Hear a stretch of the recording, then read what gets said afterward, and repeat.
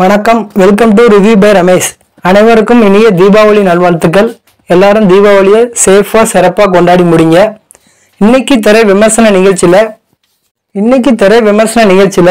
Pradeep Ranganathan, Sarathkumar sir, Mamitha Baiju நடிப்பில் உருவாகி உள்ள டியூட் படத்தை பத்தி பார்க்க போறோம்.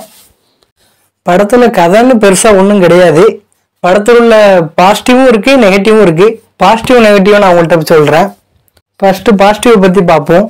ஃபர்ஸ்ட் ஹாஃப் ஃபுல்லாவே பாசிட்டிவ்ங்க. படத்துல ஃபர்ஸ்ட் ஹாஃப் ஃபுல்லாவே தியேட்டர்ல சிரிக்காத ஆடியன்ஸ் கிடையாது, வைப் பண்ணாத ஆடியன்ஸ் கிடையாது, என்ஜாய் பண்ணாத ஆடியன்ஸ் கிடையாது. அந்த அளவுக்கு ஒரு செம்மைய எனர்ஜியா, எங்கேஜிங்கா, ஃபன்னா மூவி போணுச்சு. பொதுவா ஒரு படத்தோட மைய கேரக்டர் என்ன ஃபீல் பண்றாங்களோ அதை நமக்கும் உணரணும். அவங்க அவ்வளவுதான் நம்மளும் ஃபீலிங்கா இருக்கணும். அவங்க சிரிச்சா நமக்கும் சிரிப்பு வரணும். அந்த மாதிரி பிரதீப் ரங்கநாதன் ஒரு டைரக்டரா கண்டு அவங்களுடைய நடிப்பு தத்துரூபமா இருக்கு. அவர் சிரிச்சா நமக்கு சிரிப்பு வருது, அவ்வளவுதான் நமக்கு ஃபீலிங்ஸ் ஆகுது. அந்த அளவுக்கு அவருடைய நடிப்பு யதார்த்தமா இருக்கு. அதெல்லாம் படத்துக்கு மிகப்பெரிய பாசிட்டிவா அமைஞ்சுது. அடுத்தது மியூசிக். புது மியூசிக் டைரக்டர் சாய், அவங்களுடைய மியூசிக் அற்புதமா இருந்துச்சு. சாங்ஸும் சரி, பேக்ரவுண்ட் ஸ்கோரும் சரி, அருமையாக இருந்துச்சு. இது படத்துல ஃபுல்லா பாசிட்டிவ். நெகட்டிவ் அப்படி என்னன்னா கேட்டீங்கன்னா, இந்த படத்தோட ஸ்டோரி பி நாட் லைக் அப்படின்னு சொல்லலாம். படத்தோட கதை எனக்கு சுத்தமா பிடிக்கல.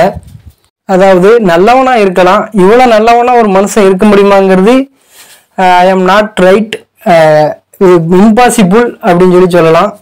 செகண்ட் ஹாஃப்ல ஸ்டோரி செல்ல நான் மட்டும் கிடையாது, எங்களுடைய டீமுக்கும் சரி, தியேட்டர்ல இருந்த ஆடியன்ஸும் சரி, பேட் கமெண்ட்ஸ் தான் அதிகமாக பண்ணிட்டு இருந்தாங்க தியேட்டர்லேயே. அதை நமக்கு அதால கேட்க முடிஞ்சுது.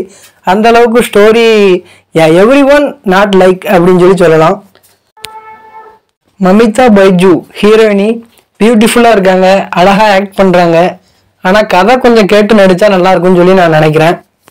அவங்க இந்த படத்துல இந்த கேரக்டர்ல அவங்க நடிச்சிருக்க வேண்டாமோன்னு எனக்கு தோணுது. கிளைமேக்ஸ் நம்ம எதிர்பார்த்த மாதிரி அமையல. இதெல்லாம் படத்துல ஒரு நெகட்டிவா அமைஞ்சிட்டு அப்படின்னு சொல்லலாம்.